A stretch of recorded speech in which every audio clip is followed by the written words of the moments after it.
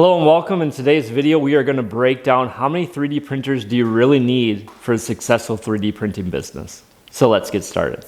All right, to the side of me, I have my entire 3D print farm, which only includes 3 printers. Now, the 3 printers I have, they're all the brand Bamboo. I have 2 P1Ss at the top and 1 P1P at the bottom. So basically, this has been the same setup I've had for over a year now. The only thing I have added has been one more AMS. I originally just had 1, now I have 2, but basically the same setup through this entire past year. Now, even though I only have 3 printers, I do label them. I have Barney, Andy, and Opie from the Andy Griffith Show, and that really makes it easier to, when you're using the app or whatever, to know exactly what printer you're printing to. So just a little tip by that, label printers, some people might just have 1, 2, 3. I find it easier having names and kind of visualizing the spots. So just a little tip there, makes it a lot easier for printing out. Now, when I first started my business, my plan was as I made more money, I would just keep buying more and more printers because that's what I would see online. I'd see these huge print farms and I felt like you needed to be successful. But the more and more I got into this, and especially with the speed of the Bamboos, it just didn't really feel necessary to keep adding more and more printers just to say I had more printers. Now, in a minute, I'll kind of break down what these printers can make per hour, but I do want to touch on why people might have so many printers or have these big print farms you see a lot on YouTube, social media, out of their garages or whatever, and what the reason might be behind that. All right, so one of the reasons you might need a ton of printers, besides just you're absolutely just selling that much stuff, and you know, there are definitely people like that they just have so many sales and that's what they do and they just need a lot of printers. But one of the main reasons people might have a lot of printers is if they offer a lot of different varieties in color. So one of the small hassles of 3D printing is changing out filaments for different colors.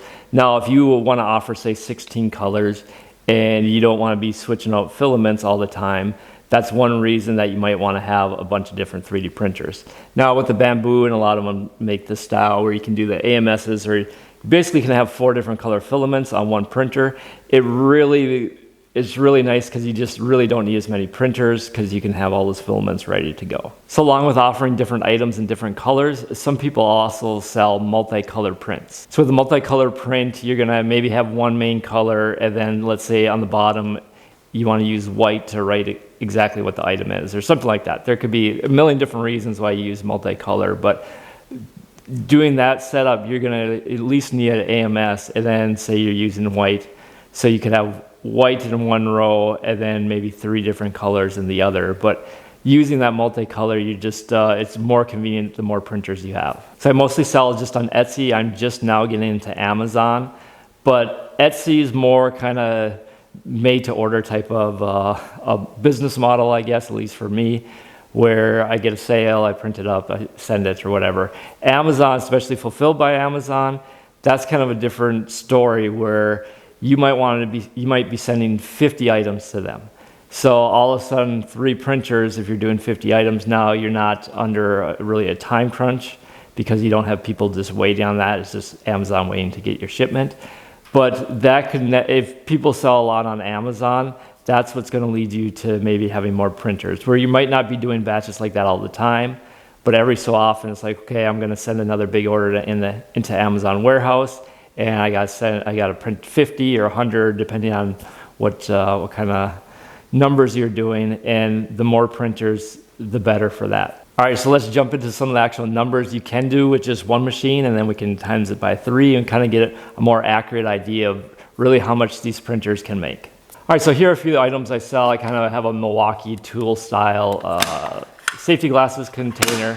And this is one of some of the items I sell. I do customize the order so the customer can let me know what they want. I just have custom there, but they can let me know their last name or whatever. And we do in a Milwaukee style font. And then I have a few, these are just a few laser cutter jigs, so you can do business cards, and they're multi-jigs. So all these I designed, and all the stuff I sell I do design myself, so I'm not just pulling stuff off the internet. It's all unique. I feel like that's a good business model to do, is design your own stuff. But let's, for the sake of this video, we're gonna focus on this laser cutting jig. All right, the reason we're going to focus on this laser cutting jig is because this somehow it takes exactly 2 hours to print. So it's going to be nice, easy math.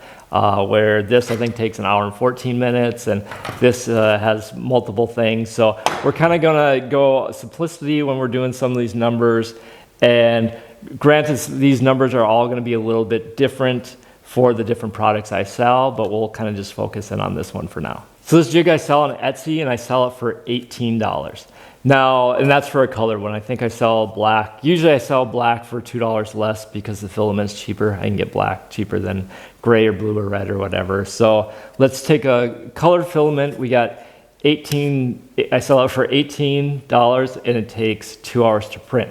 So easy math on that is $9 an hour that one printer can do. All right, so we're gonna take that 9 hours. I got a little calculator here. We'll do 9 hours times $9 an hour times 24 hours a day times 365. Now, granted, we're going to get into this. You're not printing nonstop. You're not going to print for 24 hours with no downtime. So, but a total of, this is kind of crazy, from one printer, if you printed this jig nonstop, would be $78,840 a year from one printer. All right, I know what you're thinking. You're obviously not going to be printing this. You're not. If it takes 2 hours to print, you might want to let it cool down a little bit, and you're not going to be up all night every 2 hours to change this out. So I guess for the sake of this video, for the sake of the argument, I'm going to go just half that time. Let's say we're running at 12 hours a day, which I think is pretty reasonable. Now, granted, if you have a job or whatever, and also prints like this, you could do 2 on one bill plate at a time. So let's just, we got our 78,840, and we're going to just divide that by 2, basically. So we're at just under $40,000 a printer per year.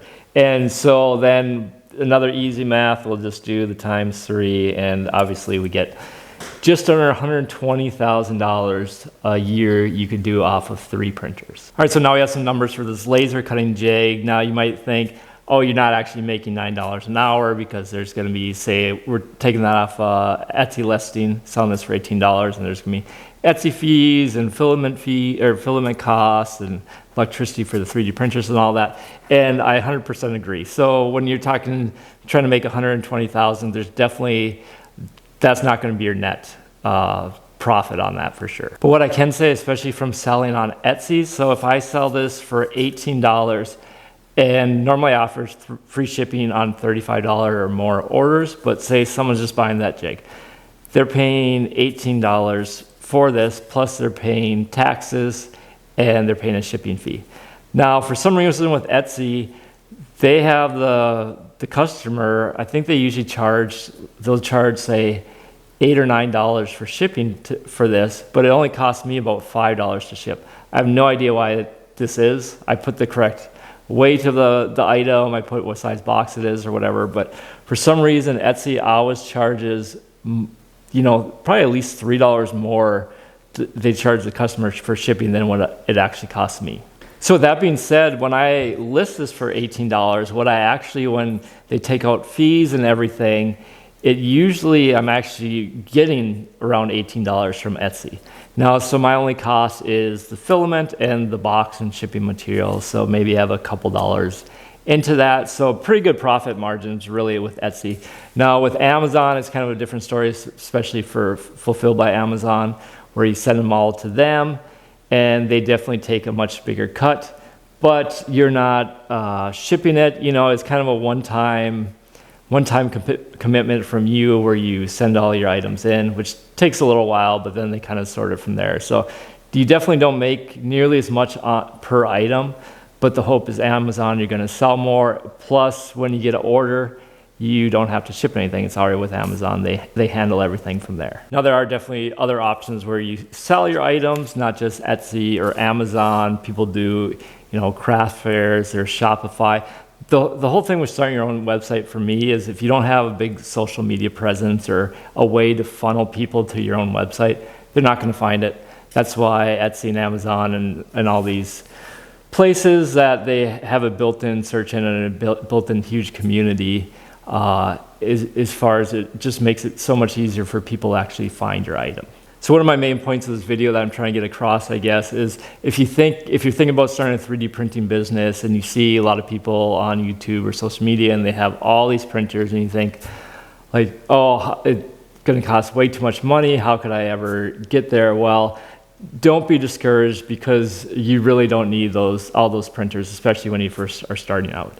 Now, there is a business saying 2 is 1 and 1 is none, and that is referring to, machining or whatever, where basically if you're running a business, you don't want to be totally dependent on just one machine because that machine will break. And so my recommendation, definitely if you're really interested in starting a 3D printer business, is at least get 2 machines, just because you always have a backup and hopefully at least one of them will be running for you.